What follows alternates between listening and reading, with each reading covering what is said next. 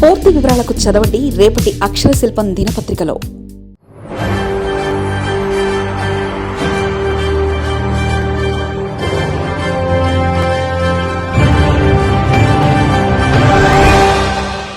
ఇదేంది కవితక్క ఇట్లా అయింది? కల్వకుంట్ల కవితకు ఈసీ బిగ్ షాక్.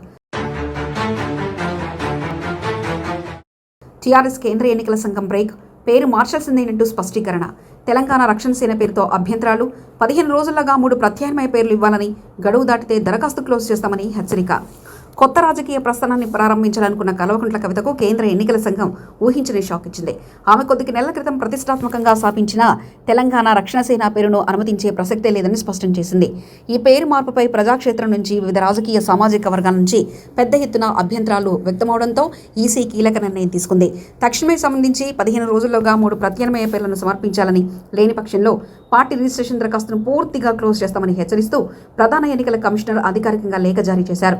ఈ పరిణామం ఇప్పుడు 2 తెలుగు రాష్ట్రాల రాజకీయాల్లో తీవ్ర సంచలనంగా మారింది. తెలంగాణ సమాజంలో ఎంతో సెంటిమెంట్తో కూడుకున్న పాత టీఆర్ఎస్ పేరుకు ప్రస్తుత తెలంగాణ రక్షణ సేన పేరుకు దగ్గరి పోలికలు ఉండడంపై మొదటి నుంచి తీవ్ర వ్యతిరేకత వ్యక్తమైంది. తమ పార్టీ మూలాలతో ముడిపడి ఉన్న అక్షరాలను, పేరును కవిత కొత్త పార్టీకి ఎట్టి పరిస్థితుల్లోనూ రిజిస్ట్రేషన్ చేయవద్దంటూ పలువురు నేతలు ఎన్నికల సంఘాన్ని ఆశ్రయించారు.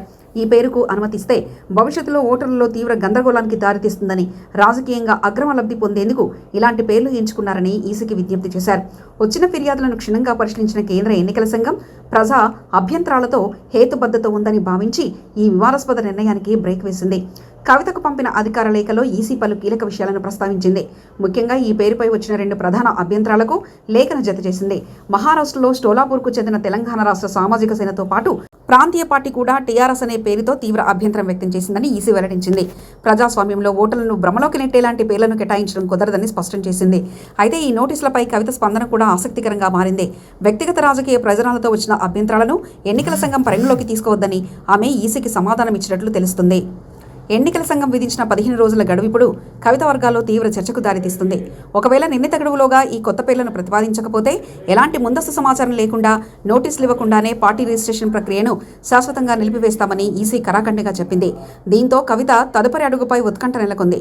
రాజకీయంగా ఎంతో ప్రతిష్టాత్మకంగా భావించి ఎంచుకున్న టీఆర్ఎస్ పేరును వదిలే ప్రసక్తి లేదని ఆమె తన అంతర్గత వర్గాల్లో చెబుతున్నప్పటికీ సాంకేతిక ఆటంకాలు ఎదురవ్వడంతో ప్రత్యామ్నాయాలపై దృష్టి పెట్టక తప్పని పరిస్థితి ఏర్పడింది. ఈసీ నుంచి వచ్చిన బిగ్ షాక్తో కవిత తక్షణమే అప్రమత్తమయ్యారు. ఈ లేఖపై ఆమె నిపుణులతో అత్యవసరంగా న్యాయ సలహాలు తీసుకుంటున్నట్టు సమాచారం. ఎన్నికల సంఘం నిర్ణయాన్ని కోర్టులో సవాలు చేయాలా, లేక ఈసీ నిబంధనల ప్రకారం 3 కొత్త పేర్లను పంపి రాజకీయంగా ముందుకు వెళ్లాలా అనే అంశంపై సుదీర్ఘంగా చర్చిస్తున్నారు. తెలంగాణ సెంటిమెంట్ను మళ్లీ రాజేసేలా పార్టీ పేరు ఉండాలన్నదే ఆమె పట్టుదలగా ఉన్నందున న్యాయ పోరాటం వైపే మొగ్గు చూపే అవకాశాలు ఎక్కువగా ఉన్నాయని పరిశీలకులు భావిస్తున్నారు. ఏదేమైనా పార్టీ అధికారికంగా క్షేత్రస్థాయిలోకి వెళ్లకముందే పేరు విషయంలో ఇలాంటి పెద్ద బ్రేక్ పడడం కవిత రాజకీయ భవిష్యత్తు వ్యూహాలకు కొంత ఎదురుదెబ్బగానే విశ్లేషకులు అభివర్ణిస్తున్నారు. రాబోయే 15 రోజుల్లో కవిత తీసుకోబోయే నిర్ణయంపై ఈ కొత్త పార్టీ భవితవ్యం ఆధారపడి ఉంది. మరిన్ని కథనాల కోసం సబ్స్క్రైబ్ చేసుకోండి మీ అక్షర శిల్పం. పూర్తి వివరాలకు చదవండి రేపటి అక్షర శిల్పం దినపత్రికలో.